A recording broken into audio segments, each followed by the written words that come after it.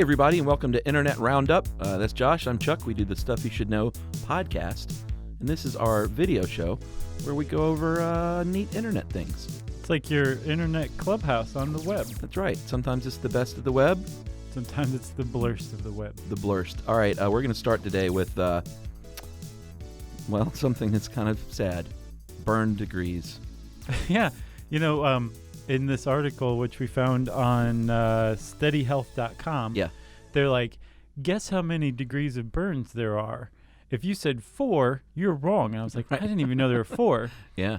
I thought there were 3. It turns out that 4 is common knowledge. There's actually 6 degrees of burns. I didn't know that either. Yeah. So first degree burn, it's like there's some hot water or something like that, and your skin's a little red and it hurts. I think we've all had those. Yeah. Second degree gets a little worse where there's like skin damage and that kind of thing. Yeah, it actually affects the deeper layers of the skin if it's second degree. Right, exactly. Third degree burns, this is where I thought it stopped. Yeah.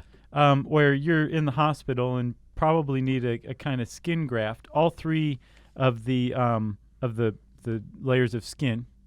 You want me to show off? Sure. Your epidermis. Yeah.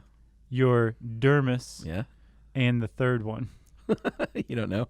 I can't remember. I thought I did. We should call it the subdermis. Is that right? No, it's the epidermis, the dermis, and the cutaneous, I think. All right.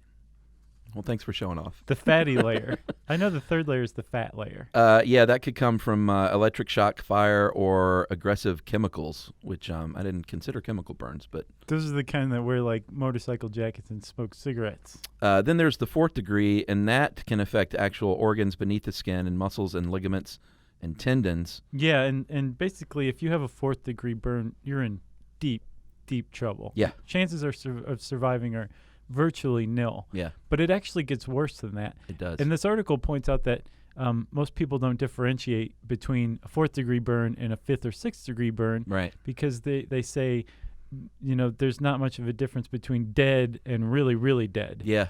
Once you hit the 5th degree burn, you're most likely dead. Yeah. Your bones are burned, your organs are burned, you're charred, basically. And then the 6th degree is where you are quite literally charred. Yeah, and I found this one guy, this 14-year-old kid earlier this year in Oklahoma that suffered 5th and 6th degree burns and lived. No. And the nurses and doctors were like, we've never seen anything like this. Usually they are quite dead. But this happened in February, and then in June, he's still recovering, still going through surgeries. Yeah, I can imagine. And is clearly going to survive, but it is a long road to recovery. Yeah.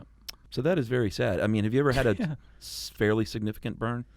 No, I mean, to me, like grabbing a hot pan is like a significant burn. Yeah, but it stays with you. Like anytime I see a burn victim, I can't imagine just the constant pain levels that they endure. So sad. Because, I mean, think about it. Like even just a faint breeze or something is just excruciatingly painful.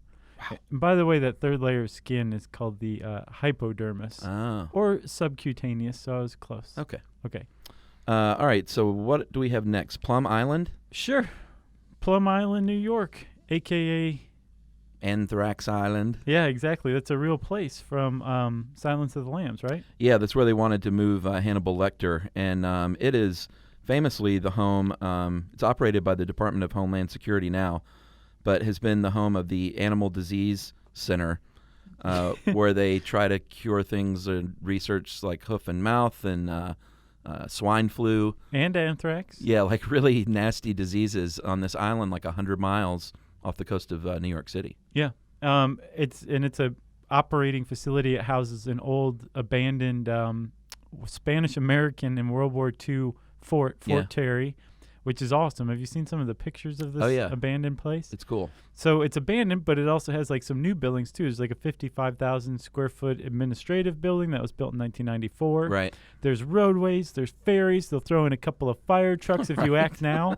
And the Department of Homeland Services is like, we're moving to Kansas, so who wants to buy this? Ironically, Manhattan, Kansas. I know, I noticed that too. So they've been trying to sell this place for a few years, but there have been some obvious roadblocks like environmental groups getting together and saying, we don't really know if it's inhabitable. Yeah, what have you guys been doing there? Yeah, and you certainly don't want to start building houses Like Plum Island Estates, they said, is probably not going to happen.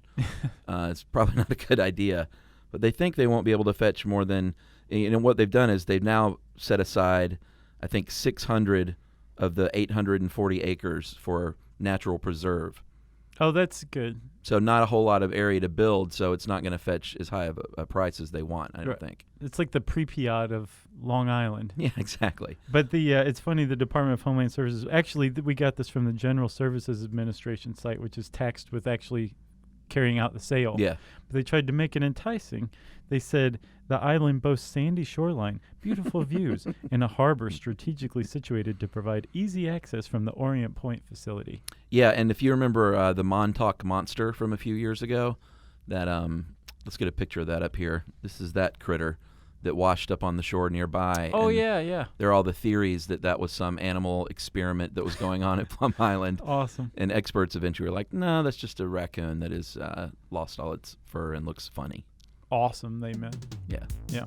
So if you have $80 or $90 million, is that how much they want? I couldn't find it. Well, they said they don't think they can get any more than that now because of all the restrictions on building. And because of Hannibal Lecter giving it a bad name. Yeah, I guess so. But hey, if you're into it, Anthrax Island could be yours. Yeah. Rich person. I got nothing else. No, that's it. That's all right. The end of the show. So we will see you next week on Internet Roundup. Thanks for tuning in.